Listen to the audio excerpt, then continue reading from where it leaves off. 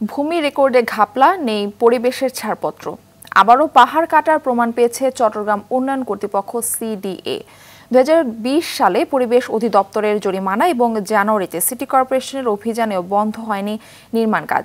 এভাবে একটি পাহাড় কেটে সাবার করে দিয়েছে স্বপ্নিল ফ্যামিলি ওনার্স ডেভেলপার। চট্টগ্রাম থেকে সাইফুল মাহমুদের পাঠানো তথ্যচিত্রে বিস্তারিত জানাচ্ছেন ইমরুল কায়েস। বছর শেষের খুশি নগদে হবে বেশি। নগদ পেমেন্টে নির্দিষ্ট ক্যাটাগরির কেনাকাটায় 300 টাকা পর্যন্ত ক্যাশব্যাক। জায়গাটি জামাল খান এসএস খালেদ রোডে গ্রিন ল্যাজ ব্যাংকের পাহাড় বলে পরিচিত। আসকার দিঘির পূর্ব পার Jamal Khan press club, SS Khaled road ও হেমসেন লেনের মধ্যবর্তী প্রায় আধা বর্গ কিলোমিটার এলাকাটি একটি পাহাড়। এর চূড়ায় অনেক আগে একটি বাংলো থাকার অজুহাতে 1985 সালের দিকে বিএস জরিপে বাড়ি হিসেবে রেকর্ড করা হয়। কিন্তু বাস্তবে এটি পাহাড় বাড়ি শ্রেণীর ভূমি নয়। শুধু ভূমির রেকর্ডে বাড়ি থাকায় 86 শর্তে 17 তলার 3টি টাওয়ার নির্মাণের অনুমোদন দেয় চট্টগ্রাম উন্নয়ন কর্তৃপক্ষ। 2020 সালে প্রথম পাহাড় কাটার দায়ে অভিযান চালিয়ে 28 লাখ টাকা জরিমানা করে পরিবেশ অধিদপ্তর।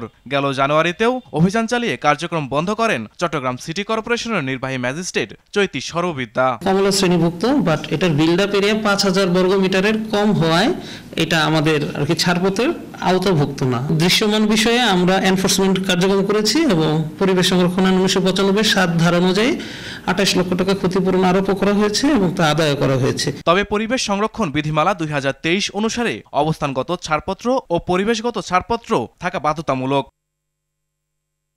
পাহাড় কাটার জন্য পরিবেশ অধিদপ্তরের অনুমোদনের প্রয়োজন থাকলেও কর্তৃপক্ষ তা দেখাতে পারছে না। কন্টুর ম্যাপ অনুযায়ী যে উচ্চতার পাহাড় ছিল, সিডিএ সম্প্রতি সাইট ভিজিটে গিয়ে সেই পাহাড় দেখতে পায়নি, অর্থাৎ তারা পাহাড় কেটেছে।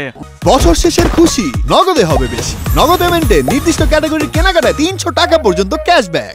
মূল দায়িত্বটা হচ্ছে এই পরিবেশ অধিদপ্তর। আমরা অধিদপ্তরকে চিঠি দিয়েছে, তাদের সাথে কাজ করছি। সিডিএর প্ল্যানের ব্যাপারে আমরা কন্টিনিউয়াস মনিটরিং করছি, প্ল্যান ভায়োলেট করতেছে কিনা। কিছু ভায়োলেশন আছে, তো এটার জন্য মামলা দায়ের করা হয়েছে। আমরা কনস্ট্যান্ট মনিটরিং করতেছি কোনো আর পাহাড় কাটতেছে কিনা, এবং বর্তমান পাহাড়ের সীমাটা আমরা চিহ্নিত করে রেখেছি, কিন্তু এর মধ্যে কিছু সে কেটে ফেলেছে, এটা সত্যি। এ বিষয়ে কথা বলতে তাদের অফিসে গিয়েও কাউকে পাওয়া যায়নি। বারবার ফোন করলেও ধরেনি প্রতিষ্ঠানটির ব্যবস্থাপনা পরিচালক সজল চৌধুরী।